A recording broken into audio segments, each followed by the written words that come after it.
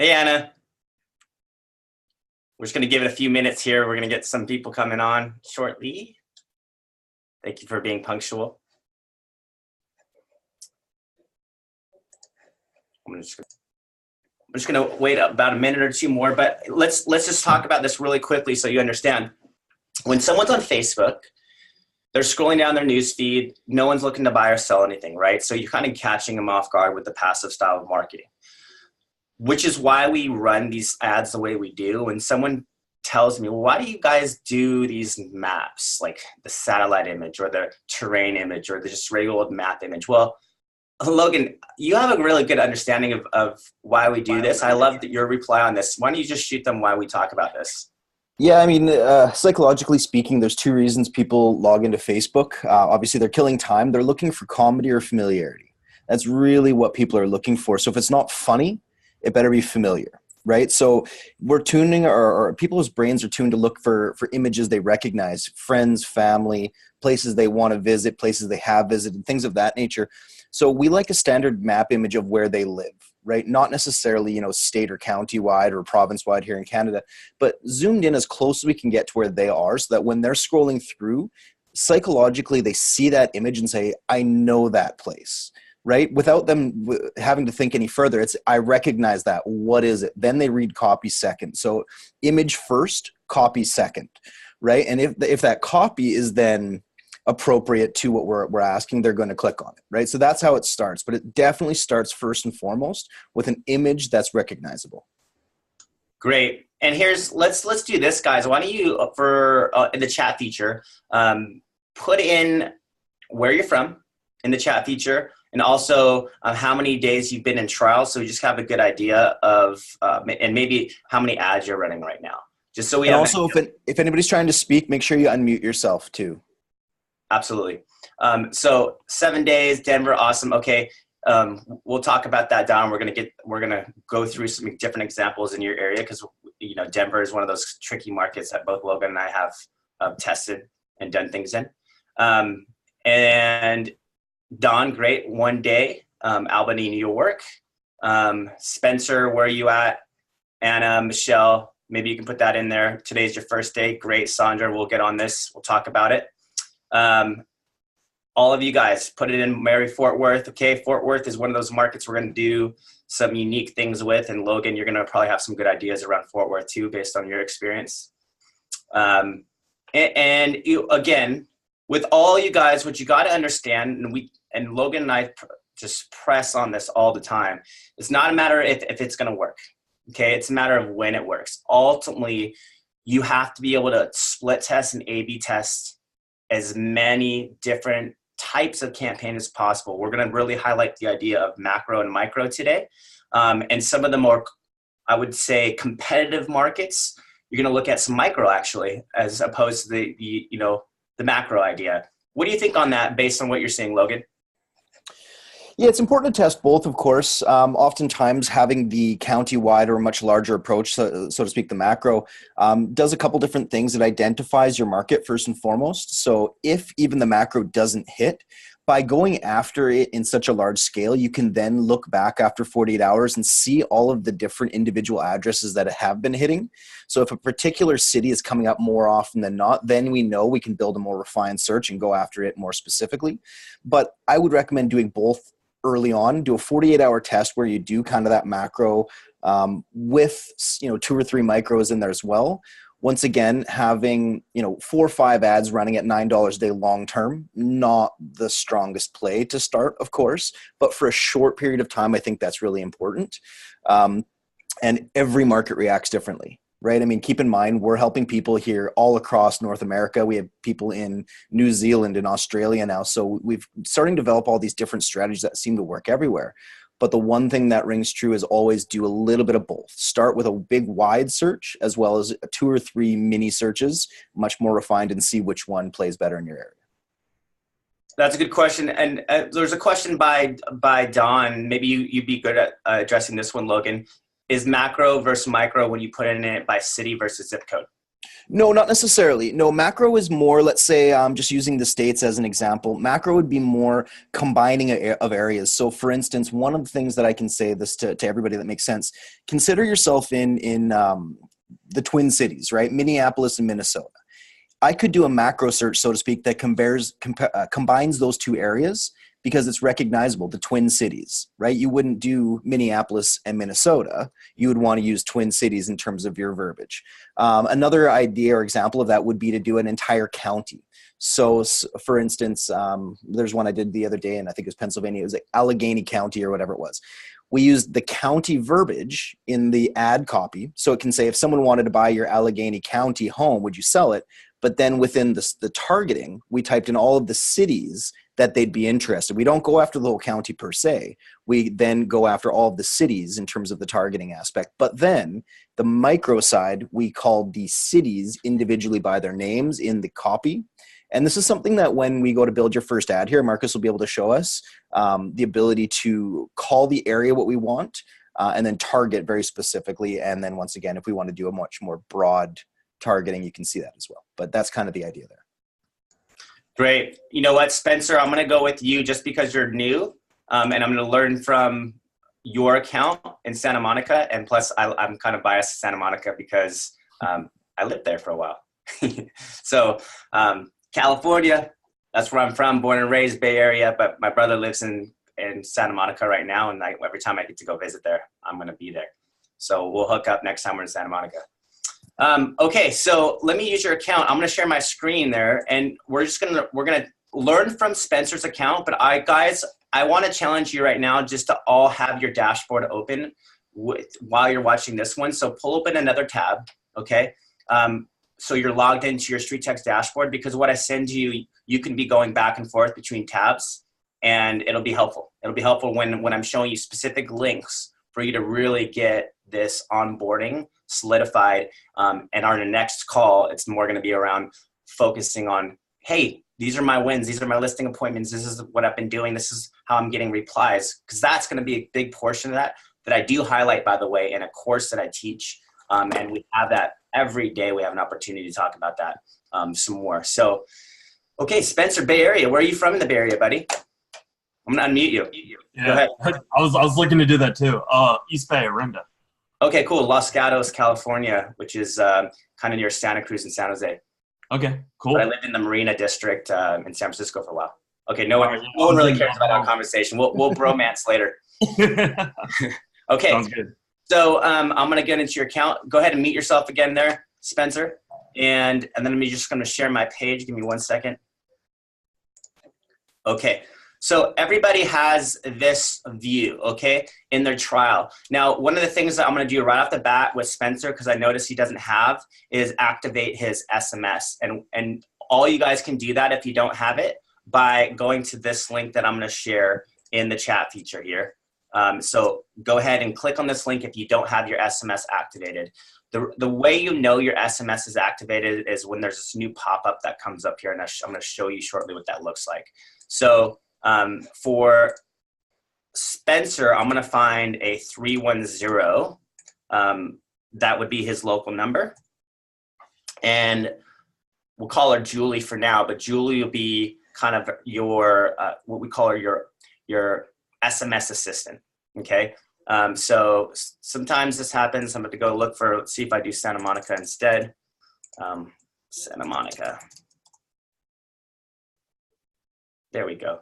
So it's not pulling a 310. Spencer, you okay with the 424 number for Santa Monica? Cool.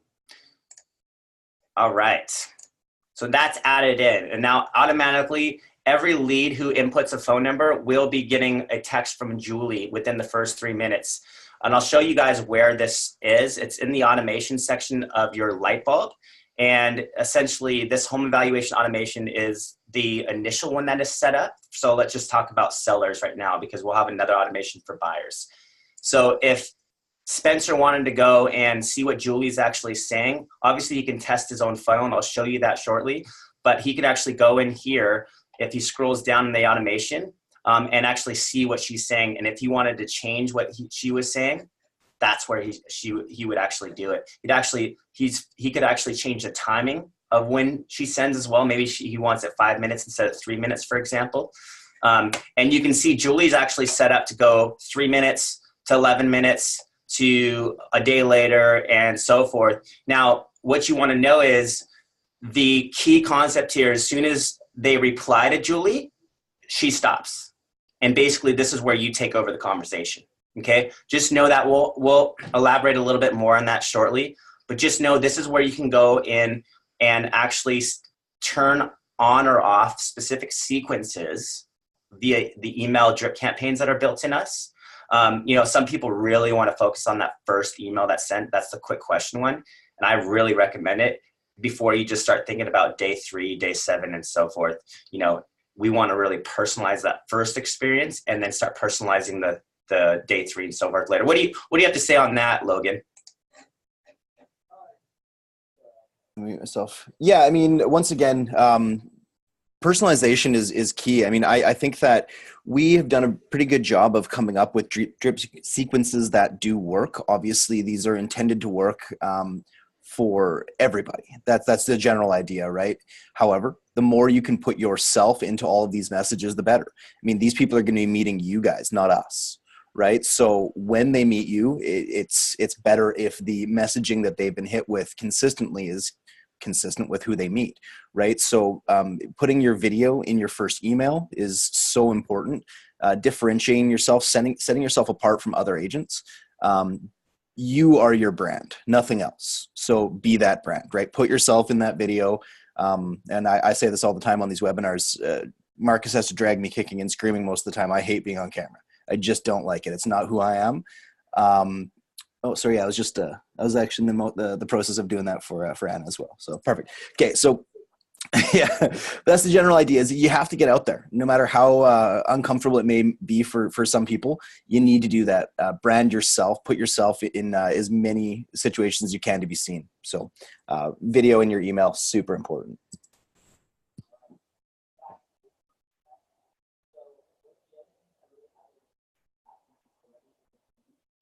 You're muted, Marcus. Mute. Okay, sorry guys. When you're in your dashboard, make sure that you understand that we want to personalize the experience as fast as possible. Like if you're generating leads, number one, the key is, what are they seeing? Okay, so we'll talk about that because we'll go through your particular ads that you're running, and then we'll go through the actual funnel experience. The funnel experience is once they click through the ad and they start giving you information. What are they seeing? Right? And so what do we want to do from the get-go? Well, we want to make sure that in your settings, you know that your profile information is updated. So for you, Spencer, relationship driven, love it, buddy. Awesome. We're going to talk a little bit about that. Good one, because I know where you're going here with the bomb. We're going to do that. SpencerZorn.com. Okay. And everything else is that's all I really need. I want to make sure that he has a slogan. Authentic, transparent, accountable. So that particular one, you can even say relationship driven, authentic, transparent, accountable if you want to do, Spencer, because that's going to be what's shown next to his name when they actually get into the area of whether or not they're going to give you their name or phone number. And one of the other things that you could do, and I know Facebook is doing a little differently now, is if I go to Spencer's reviews and I just click return here, we don't have any now, but what you're going to find is we can pull in your reviews. So when you go to the light bulb and click on Facebook pages and then click on reviews, guys, always refresh the page, because then it should automatically bring in any reviews you would have had on Facebook. That particular option I think is awesome, because again, when they go to see your picture for the first time as they're put in, deciding whether or not they're going to give their name and phone number, they're going to see a review that you have there that you can make a favorite. And so if you have reviews in this section of your dashboard, please click a favorite one that you think would be great for whether or not you're in front of buyers or sellers, right? Obviously, if you're going to be running the seller funnel, make sure it's a more seller-focused review. We can't pull in Zillow reviews. We can't pull in other ones. Remember, this is an API integration, so it's automatically leveraging whatever you would have had on your Facebook page, okay? That's it for the funnel aspect of this. Now, in terms of the actual ads, okay, your particular ad that you would be running, Spencer, would be in your funnels. And all your guys' basically ads, this is where you go to see which ad would have automatically been launched. Now, I know you went and turned it off initially. Cool. No big deal. What we'll do is we will relaunch a new one, and we'll talk about the different options you could run here. Okay. That being said, if you wanted to really truly experience your particular your ad in terms of what the home buyers or sellers are going to see, there's this link that I'm going to share with you guys. This is going to be key for you guys to have in your chat feature. I'm gonna send it to you, to everyone here. Everyone, let's see. Okay, give me 1 second. Okay, this link right here. This link is great, guys. This is the link that you can literally make game time decisions on whether or not you want to run the ad longer than it should be. Now, Logan and I have a little bit of difference of opinions here, but let's just meet somewhere halfway, right? If he says 24 to 48 hours, I'm saying 12 to 24, then 24 hours is probably the best one. 24 hours before you make a educated decision on whether or not that ad should continue running. 24 hours, you're giving yourself this $5 to $10 opportunity on Facebook to decide whether or not the ad is going to be working for you, because relevancy by Facebook is measured in what we call the first 500 people reached. Okay. If you guys don't know that, what it means is Facebook is trying to go find like people. So, we have this excellent slide that Steve, the founder of the company, shares on our Thursday webinars, where he shows these people that are clicking on the ads. And then as soon as they click, Facebook will go and find people like them, and so forth and so forth. And that's where the algorithm starts happening. So if Facebook can't find those people in the first 500 people reached, most likely that ad will never turn out the way you want it to be. And so we want to shut it off, relaunch a campaign until we find, again, the whole idea with Facebook is not a matter if it's going to work, it's when it's going to work. So sometimes we got to deploy and launch some split tests, some A/B tests, some different type of funnels to figure out which one's going to ultimately pull in your own market. Okay.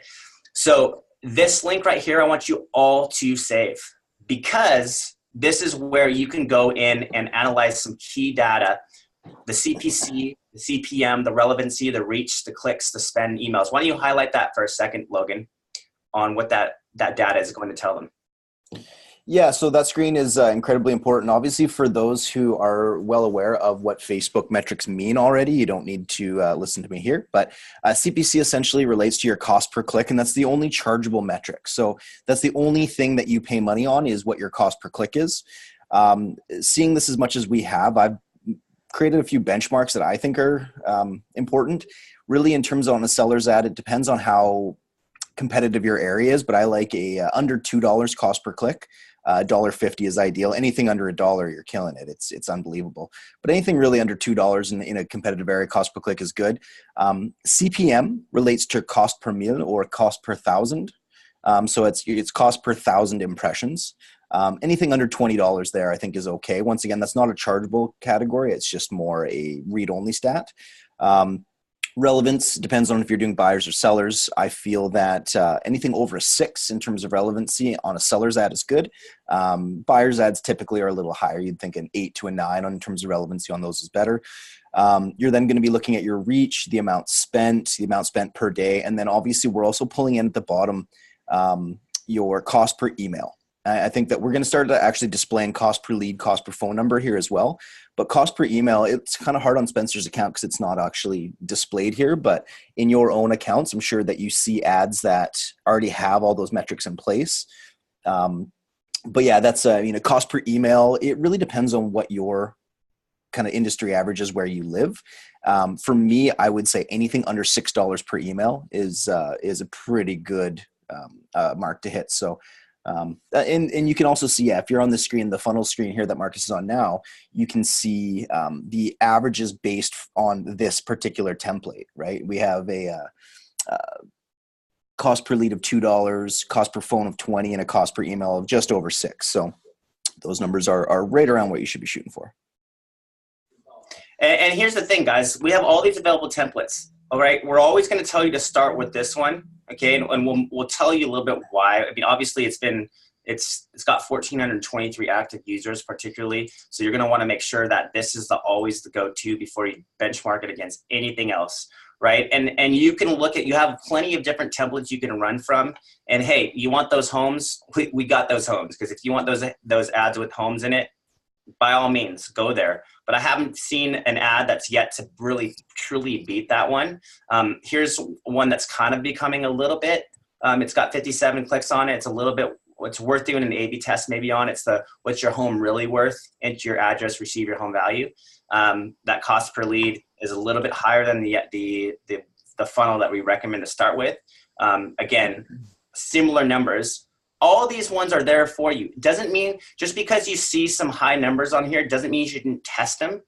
Remember, they haven't been tested out. When you look at the average, like here's 6 active users on this one, 16 on this one, 2 on this one.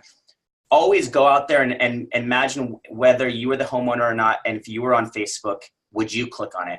Because ultimately, all you're looking to do is generate that first click. That click is going to be the opportunity to get the address and the email, and then specifically the email on the buyer side and seller side. This buyer to seller conversion one is the definitely the buyer campaign we recommend you start with as well. Okay, buyer to seller conversion. If you want to test out the buyer side, test this one out.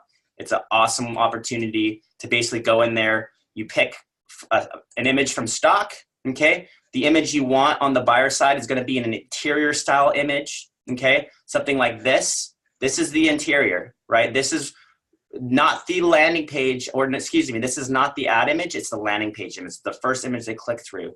No, let's just say we were, be the first to receive a list of homes in Santa Monica under 500. I mean, he could put Santa Monica with views. He could put Santa Monica, whatever he wanted to talk about, like what's the hot buy in Santa Monica is basically what you want to start with there, Spencer, just to get in the market. And the key on here too is there's the amount you can play with. Targeting, for example, Spencer wouldn't exactly just want to focus on Santa Monica. What he'd think about is dropping a pin, and he would go and type in Santa Monica and the address. And then he would kind of start thinking about, okay, based on these buyers, where are they all coming from? So here's kind of the idea of why you want to consider starting to drop pins. And you can move this pin wherever you want to kind of figure out where that radius is and how big that radius is that you want to expand to. But just imagine that most of the time when you're thinking of buyers, they're coming from outside communities. And so the drop the pin is a lot easier than trying to think about all the different locations that you want to target buyers in. Anything you would add on to that, Logan?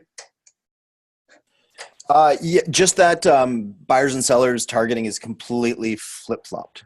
When you're doing sellers, stay exactly where you've mentioned in your ad copy. So if you're saying Santa Monica on a seller's ad, do not advertise outside of Santa Monica, because people who then see it would say, that's not me, that's not going to work. They're going to kill your performance because they're obviously going to click off of it, hide it, mark it as spam, something like that, because it's not relevant to them.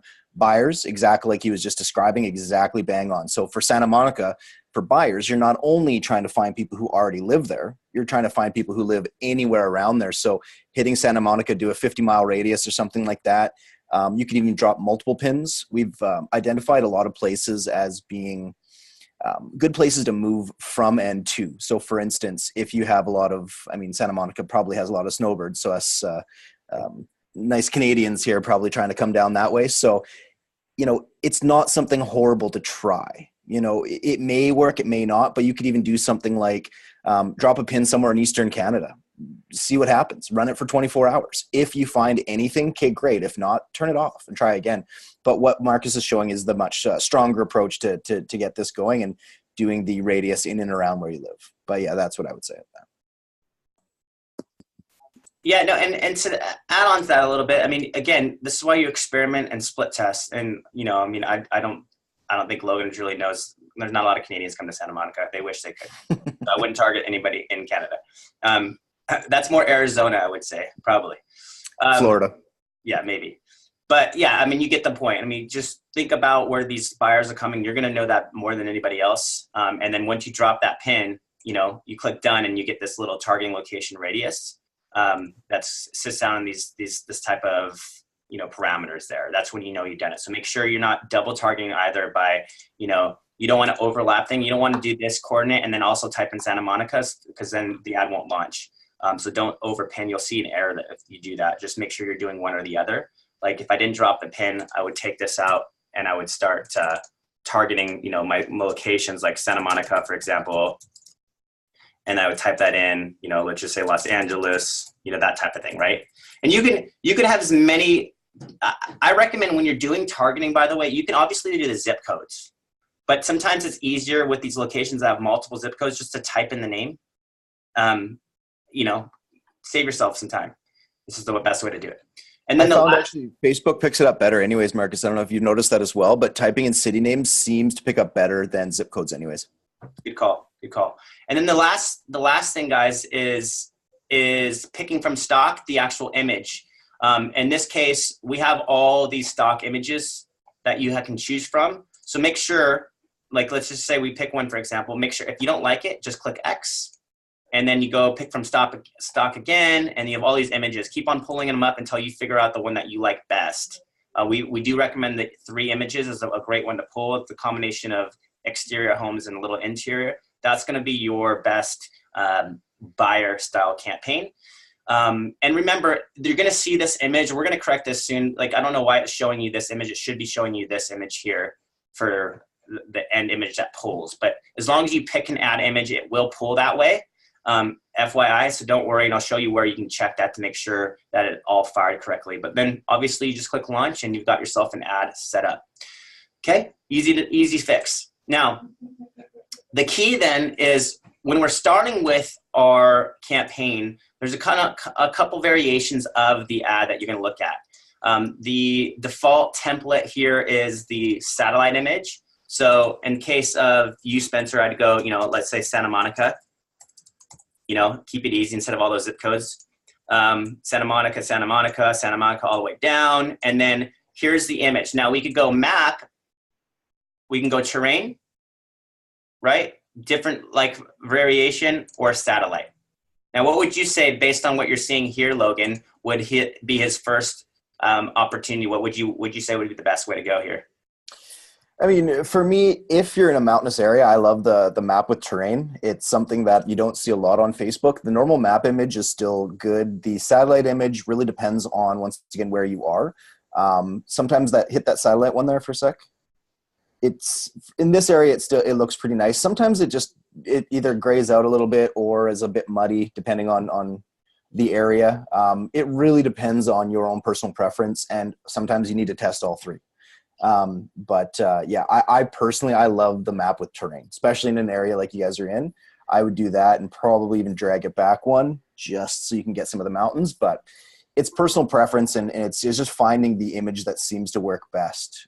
Play around with it until you're happy with it. And once again, there's no harm in testing something, because even if it doesn't work, you just test again. You pause it after 24 to 48 hours or 12 to 24, as Marcus would like to say.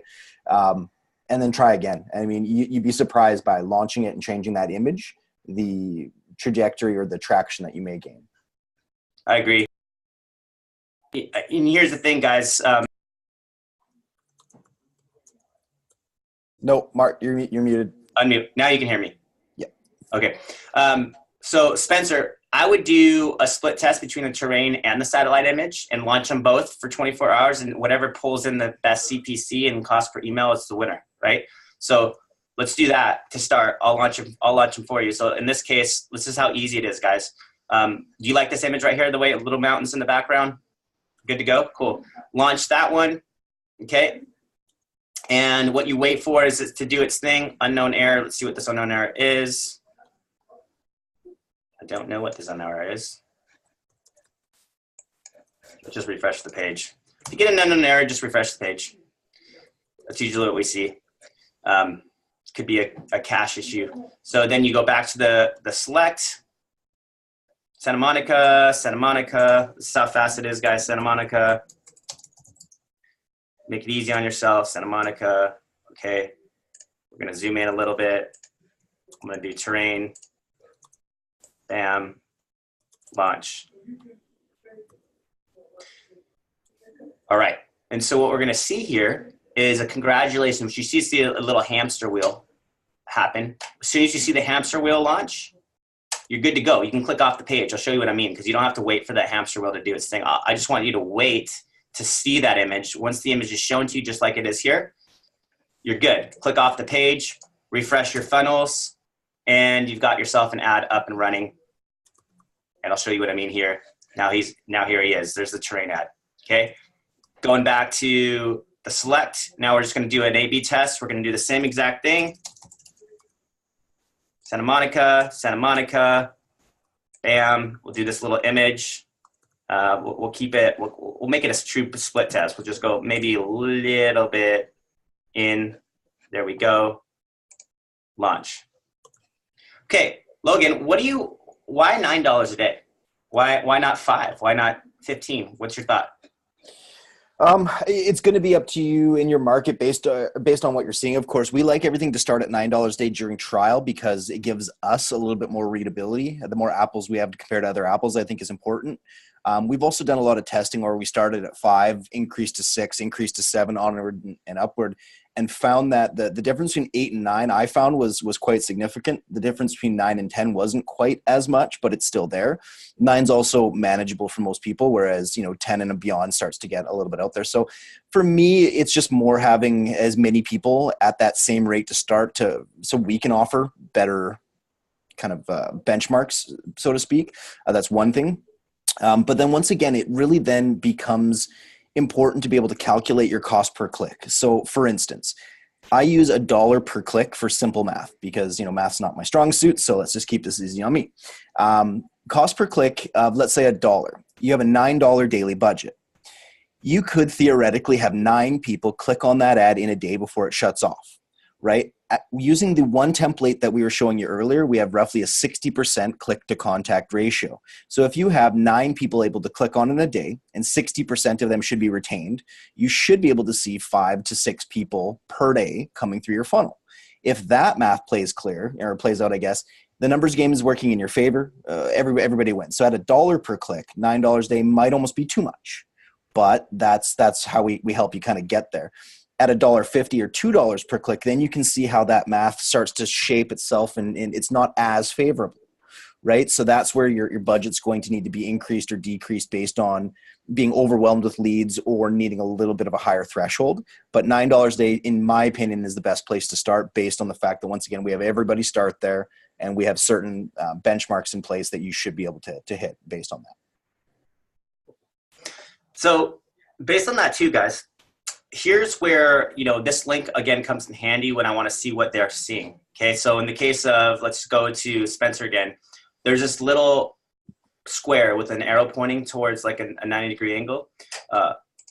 You click on this and obviously you see the actual ad, the way that it would be shown to your sellers, or buyers. So in this case, if someone wanted to buy your Santa Monica home, would you sell it, find its value in the current market? Now, when I click a view link, I'm basically just now going into his funnel, okay? And when I click analyze my property, I'm seeing this in a desktop view right now, but imagine it'd be shrunken down. Most of the people are doing it from their smartphones, so remember they're using their little thumbs, okay? It's a little bit different perspective, and we wanna make it as easy as possible, which is why when I go into, throw in links like this, is self-populating. It's gonna self-populate to their market. I'll do my old home, Spencer, in Los Gatos, California. Glen Ridge Avenue, Los Gatos. All right. Now, this is key for you guys to get to. So for you guys who are like, oh, I only got an address only. Why? Well, it's because they decided they didn't want to give you an email. And at this moment, this is what's happening. So you got to realize that they have to click on a box that says email permission. Yes, I want to receive property evaluation by email. Okay. If they don't, it's tax record that you're going to pull up, and you're going to find out who their names are. And we have this letter template that we're going to show you that kills it. It gets people to actually call you. Again, we're going to take a step back. We're going to teach this a little bit at a time. So I don't want to give you too much here, but they have to click on that little box. And at this moment, these are the people that no matter what happens, they get an automatic email fired to them. Now, the emails that you guys currently have built in the drip campaign all need to be changed and customized. Okay. Logan, how much do we how much are we going to stress that over and over again to them? Yeah, we already talked about it once on this webinar, right? I mean, it's so important. I mean, you need to differentiate yourself from your competitors. There's really only one way to do so, and it's to show them who you are. So once again, the more you can individualize and customize that, very, very important. You guys, I do a lot of Facebook Lives on this, and I do it until you're like, man, shut up already, Marcus. Okay, why do I do that? Is because you are a human being. You need to get face-to-face with people. No one's going to respond to you with some generic HTML email with no face. You know, it's my biggest pet peeve when people do Facebook lead generation is to realize that if you want to be a badass converter, at least it's starting relationships with people and starting. If I can get you to in conversation or dialogue with somebody, I feel like I've done my job. Now it's time for you to carry it on forward, right? So what I'm looking to do, what StreetText is going to do is we're really going to work on tapping into Facebook and give you a predictable and consistent lead flow. But I also realize that you can't do anything without getting in front of these people. So unless you're old school, you know, I got this guy out of Southern California who's 70 plus, and he's showing up at the home of every person with the full on packet, like old school door knocker, right? Unless you're willing to do that, then you better understand that the only way you're going to start dialogue with these people, with the exception of when you're lucky, I'll tell you, when you're lucky, some people are going to respond to that, but you need to get face to face with them. And so you need to combine the element of video embedding in your auto email that's firing. You know, there are different ways you can do that, by the way. You know, you can use YouTube if you really wanted to. There's this free Gmail software as well, but I haven't seen a better experience from the homeowner's point of view or the buyer than BombBomb, which is why I push everybody to at least try the best for 14 days because it's free before you make any decisions to do something else, okay? And if you're worried about what you look like, if you're worried about what you're going to say, send emails to me and I'll critique them. You know, I'll give you the best understanding of what I believe is going to allow you a conversation. But it's this. It's, hey, this is Marcus from Remax Kelowna. I just want to let you know that I received your Facebook home valuation and I'm on it. Just have a few quick questions before I send it your way. And hey, by the way, I'm going to send you a Facebook message. Here's my Facebook profile. I make sure everybody gets a chance to meet me. That simple. Keep it short, keep it simple. Facebook profiles below. Let them profile you just like you're dating, online dating, right? Let them profile you. Let them get a feel for who you are and what you represent as a human being. You know, let them see you far more than just this realtor who's trying to get their information. Because if you combine that element, you take it back to Facebook where it all got started, then we can tap into the Facebook CRM model, which is a whole nother concept that we'll talk for another day.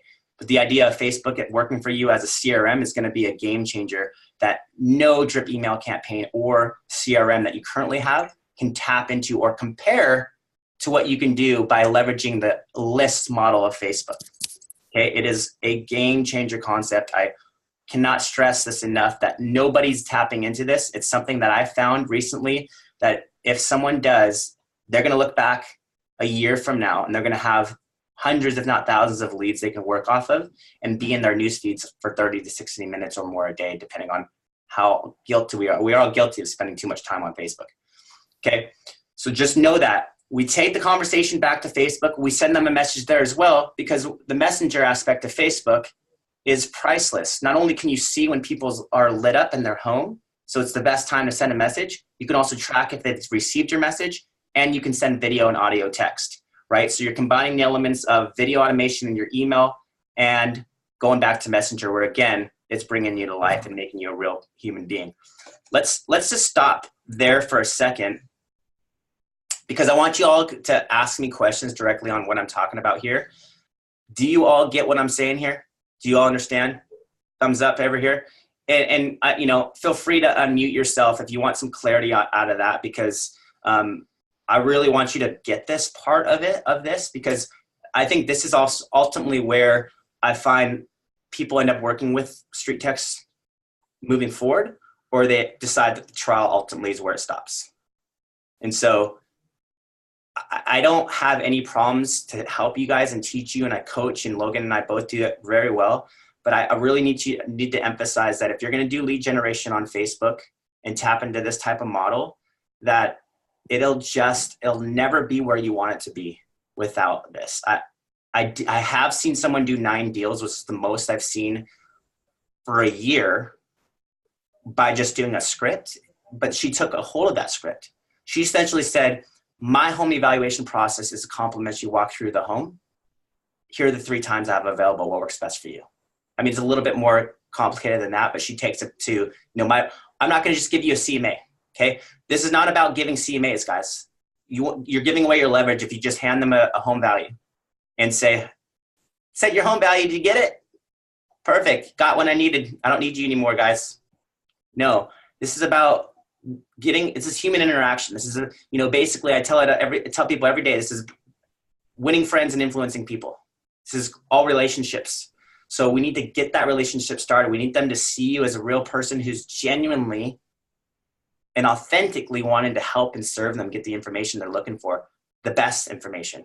Why, let's elaborate on that for a minute, Logan, because why are we just not giving them a, quote unquote guesstimate? Yeah, I mean, it's all about giving them items of value or introducing yourself, of course, but at the same time, I mean, they're looking for a CMA. What is it that they truly want? Do they want a piece of paper with a number on it, or do they want to know what their home is worth? Because those are 2 completely different things. I used to do CMAs where I would go through past sales. I would do pull-up comps. Most people, I can knock off a good CMA in less than 10 minutes or right around that 10-minute mark. And I could also spend half an hour, do the best CMA you could ever possibly do, and your number is still not accurate. There's no way that number is accurate. You haven't seen the property. You have no idea what shape that home's in. You don't know anything about it. You need to see that place. So for me, I like to take it a little bit of a different way now. I like somebody else to be wrong. If I send them a number and I say, this is what I think your home is worth, it better be what I think that home is worth, and it better actually be what that home is worth. Otherwise, I'm not going to even say it. So what I like to do is I like to take their address and put it through other data sites. So I use Zillow or Trulia or Realtor or Redfin, whatever. We think of them as our competitors. They're the biggest bullet in my gun now, in my opinion, because I will let them be wrong. So I'll say to somebody, thanks for your property valuation request. I'd love to be able to help you with this. Now, here's the internet's best guess as to what your home might be worth. Zillow says your home is worth X. Trulia says it's worth Y. On and on and on like that. But you put their information in front of them, then you can say, as you can see above, the internet has no idea what your home's worth. If what you're really wanting is a true value, I'd love to be able to provide it to you. As a real estate professional, I'm going to need to see your house myself. I hope you understand. It's kind of the idea. But then you've given them those numbers that they've asked for, right? You've gone through the pain, so to speak, of finding it. It takes you 30 seconds, though.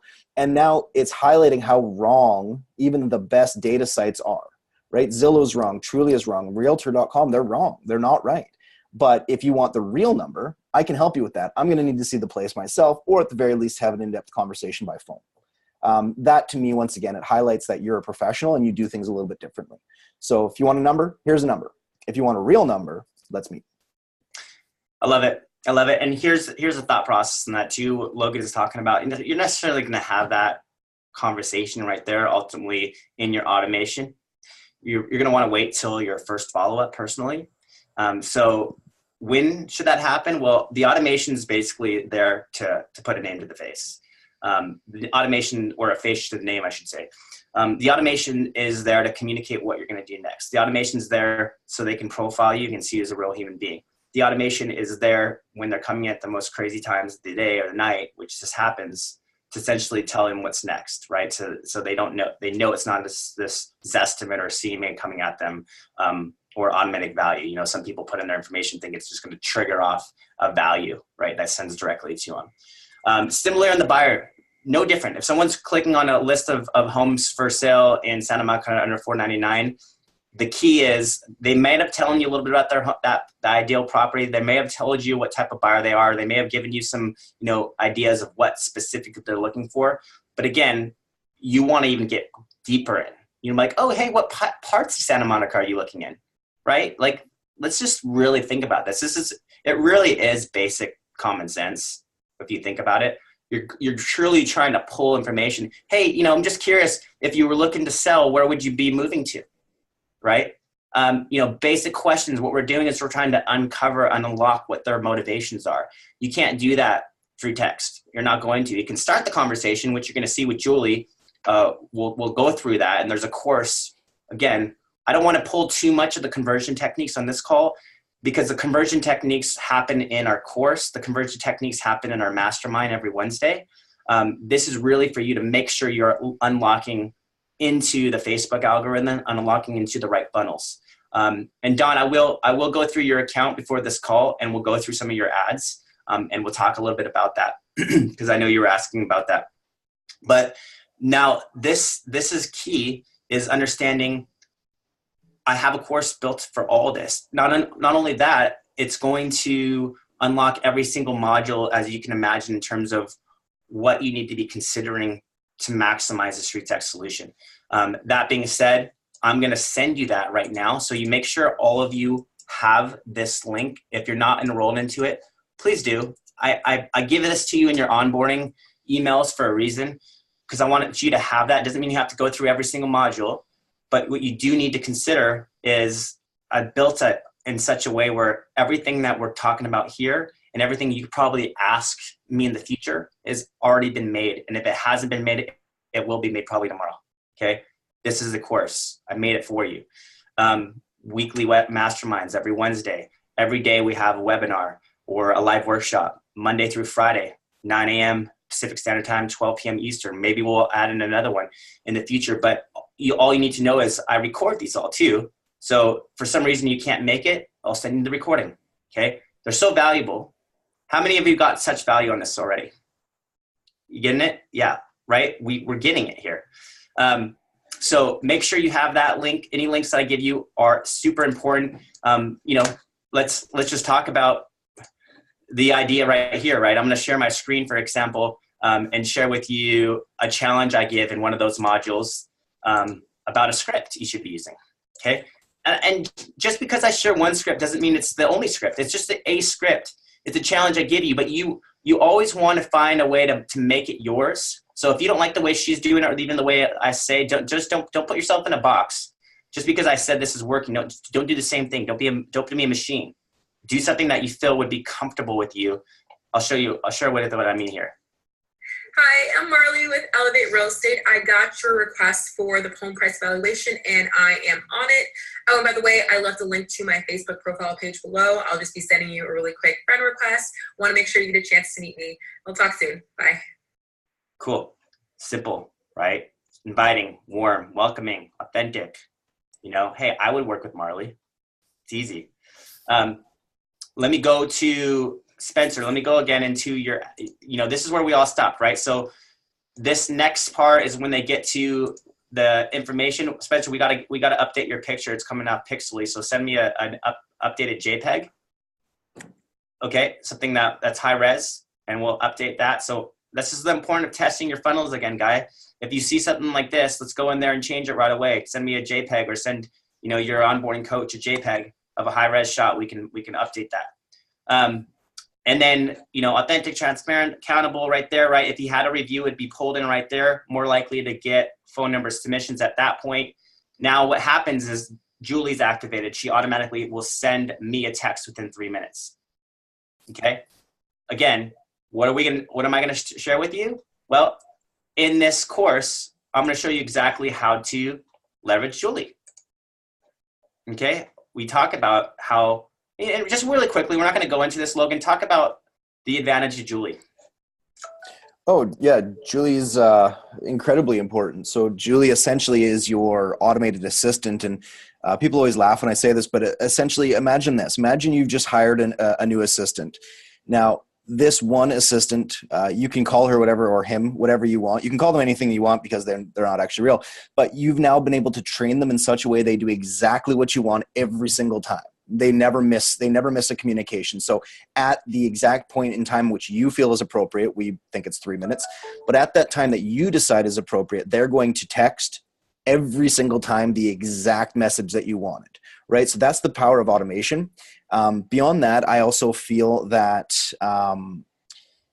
people are a little intimidated as talking to us as agents. We're real estate agents. We're the slick used car salesmen that everybody thinks that we are, until they actually speak to us and realize, hey, we're just real people. We're professionals who are actually here to help.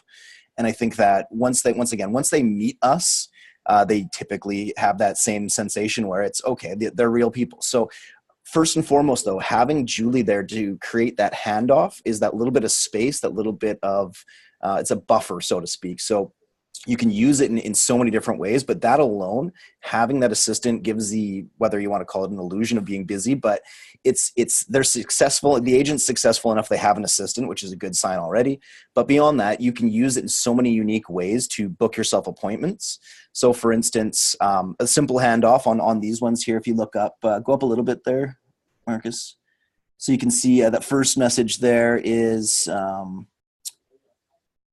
there we go. Yeah. Hi, Anthony. This is Julie. I work with Jessica. I see your interest in your home value. Is there anything specific that may affect its value?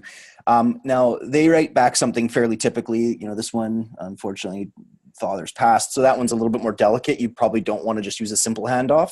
When you get something like that, you probably do want to, offer your condolences and whatever. But let's go to an easier response where typically they're going to say something like, they've got newly updated appliances, stainless steel appliances. You don't need a special handoff for that. You can do something as easy as, hey, Anthony, thanks so much for your reply. And who was the agent on this one? Jessica, there we go. So yeah, hey, Anthony, thanks so much for your reply. Jessica, I'll be passing your information over to Jessica. I expect them to follow up with you within the hour. Here's her number for your reference. Something like that, so that when Jessica, the agent, then texts or calls this person, they're more likely to answer. They recognize that phone number. They know what's going on. There's been a handoff. Another unique approach is a little bit of an angle on that old, I have buyers in your area, which you guys shouldn't be using anymore. Please don't use that. That's awful. But to use a slight variation on it, I think still works by saying, once again, something like, hey, Anthony, thanks so much for your reply. Jessica's actually in your homes in your area showing homes as we speak. Why don't I get her stop by when she wraps up for the day? That lowers the imposition level. They're no longer as worried to have the agent drive all the way across town to come and see just them, which means pressure, which means, once again, imposition. Now, hey, they're already in my area showing homes. Okay, hey, they have buyers in my area. That's a good start, right? So they're making that connection themselves, though, saying that to them. But also, there's no imposition. They're already in my area. Why don't I get them to quickly stop by and have a look at my place? It connects the dots really quick, and you should be able to then get some appointments booked real quick. I'm going to show you guys something real quick. So this is Julie. Julie just sent me a text, Spencer. I know you can't see it, but saying, hi, Marcus. This is Julie. I work with Spencer. I see you're interested in your home value. Is there anything specific about your home that may affect its value, i.e. updates, right? So they get that. I just got text to that, Spencer. That's what's happening, right? So make sure you're not responding there. You're going to be responding within the dashboard, which is why you want to spend a time in the day where you time block and do all your generic replies in the actual dashboard, not on the smartphone application, which is a future development, FYI. So don't worry, we're going to build that in the future. Okay, another thing to take note of here, guys. I know it's getting towards the top of the hour, so we'll make this 5 minutes super high. Maximum intense, so you get as much information. Everything you can imagine has been built in that course. So, navigating your StreetText dashboard.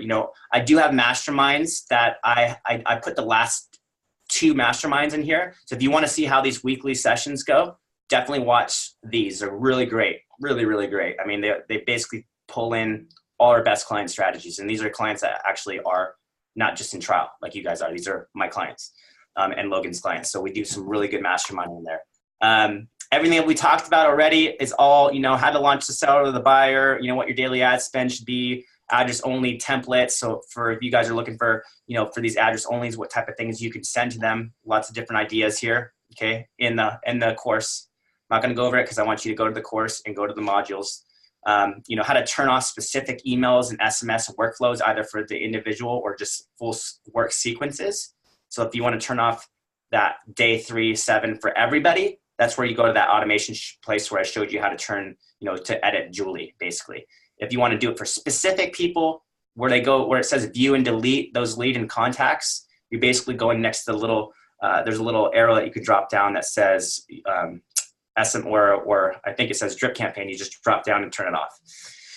Or funnels, I think, for that matter. Add in email signatures. That's going to be a key thing in there too, right? Adding in your picture and a really nice JPEG. So you're both leveraging the video and the JPEG example, so you can get both ends.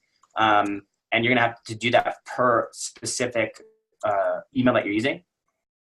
And then there's a pipeline feature, but I'm not going to worry too much about that. I'm just going to quickly go into this area here to share with you like how easy it is to go in and update this quick question, right? So for you, Don, you can see by clicking on any one of these, like where you're going to be able to go in and see the 12 sends, you can see who is delivered to and who opened it.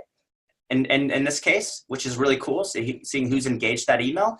But the most important piece of that is we need to go in there right away, right, and edit. And so, like, for example, I would go in there and change it to received your home valuation request, and I'm on it, okay? That's a great line. I would probably go in here and change this right here and delete that auto response and basically say something like, I have a few quick questions or I send it your way. This is your first email that is shooting out, by the way, guys. The questions I might put in there, you know, here's all your little different format tools. You know, have you done any updates or renovations to your home? And, you know, Logan, you like the whole if there's one thing you would change thing, right?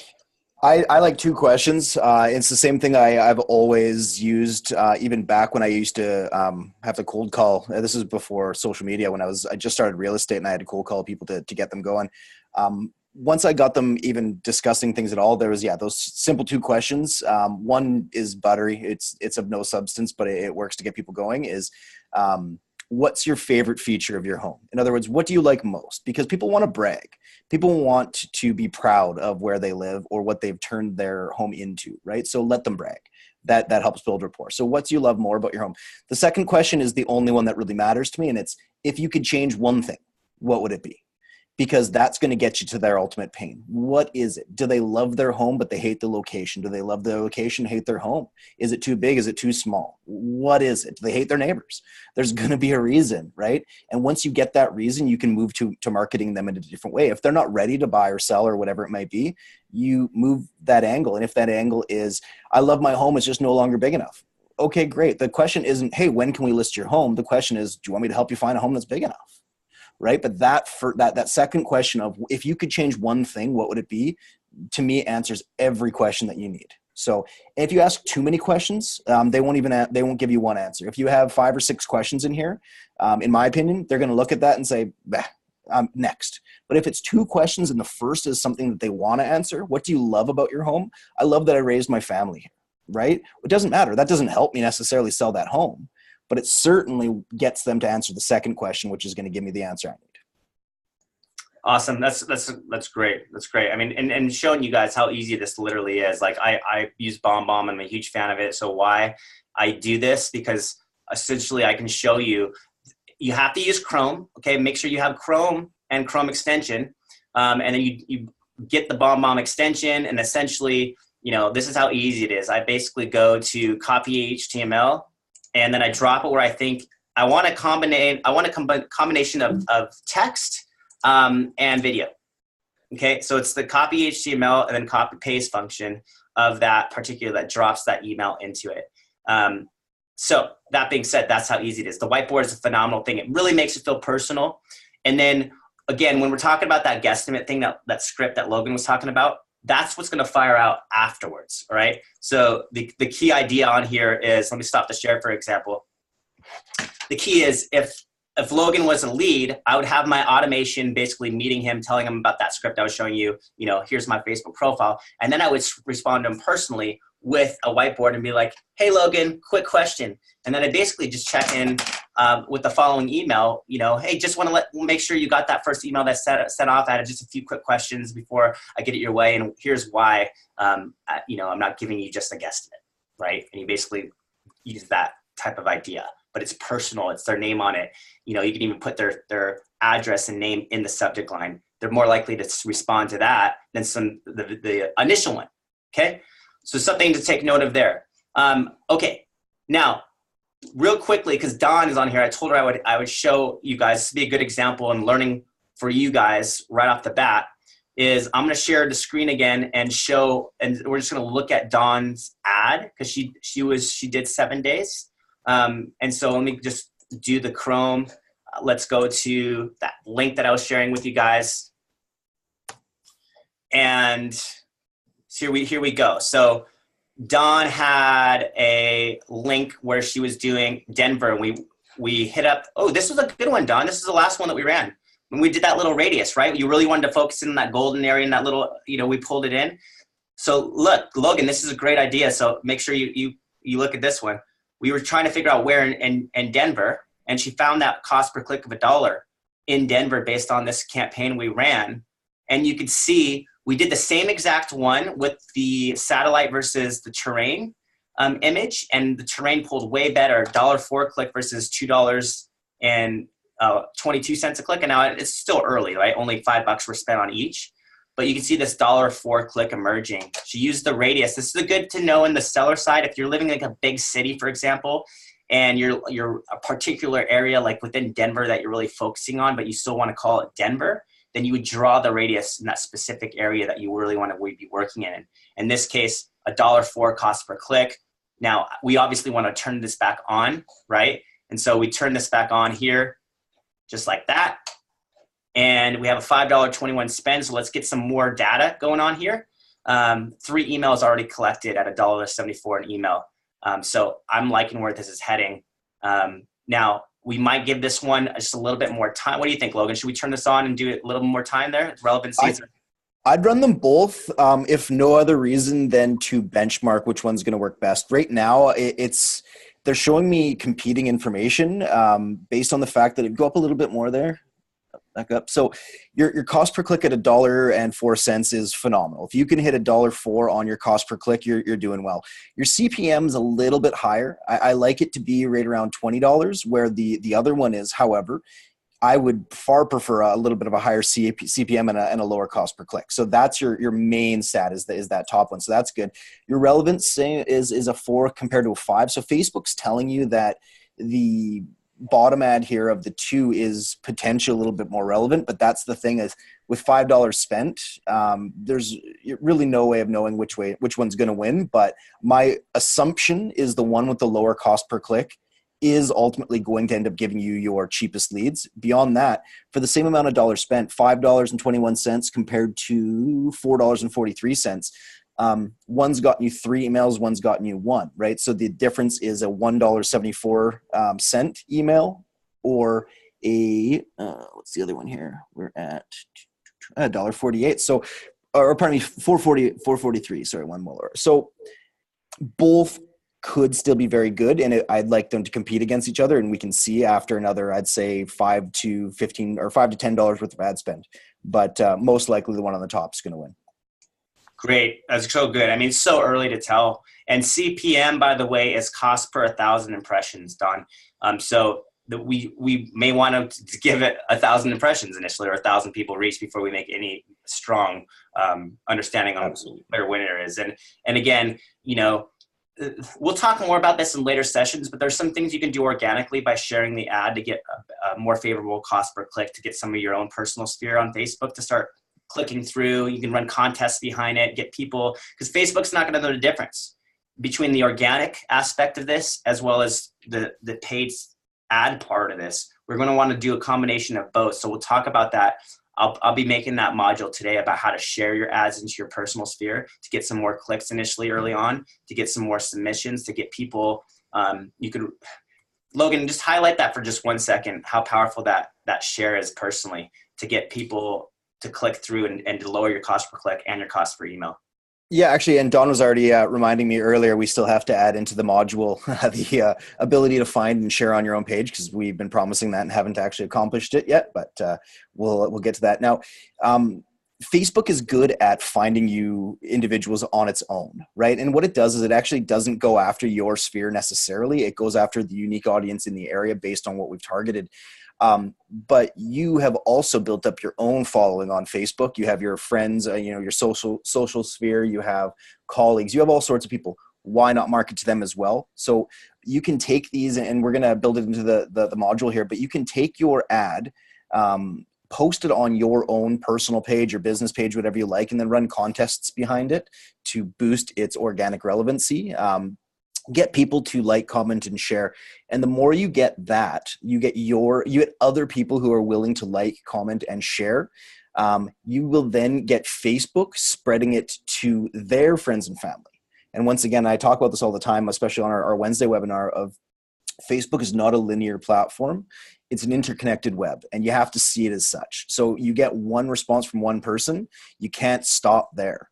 It's a referral based engine in a sense, right? So you're going after their friends, their family, but you're not doing it by doing it yourself. You're getting them to do it. So if you post a contest that says something like, for the next 72 hours, I'm taking,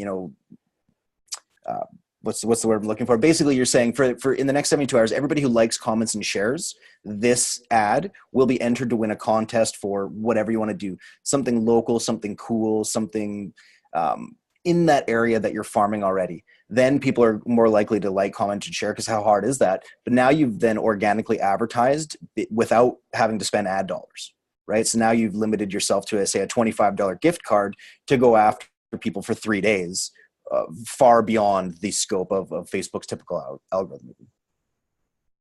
So we'll build that into the StreetText Academy. We got to get that done. That's happening. You're muted, Mark. I'm going to mute myself. I don't want to take too much time. It's getting past the hour here, and I was going to show you a little bit about the Facebook as a CRM, but we'll do that in the next session. Tomorrow, same time, if you guys can make it. Okay, same time, same link that you click on. Send both of us questions that you have through Facebook Messenger. Make sure if you are Logan, you will have been in contact with Logan. If he's your onboarding coach, you would have been in contact with me, vice versa. But Messenger is where we're going to continue this conversation tomorrow again, same time. Let's make it work. Again, it's not a matter of if, it's when. Let's start working on your scripts. Let's start embedding video. Let's start taking this to Facebook Messenger. Feel me on this, guys? All right. Talk to you soon. Cheers.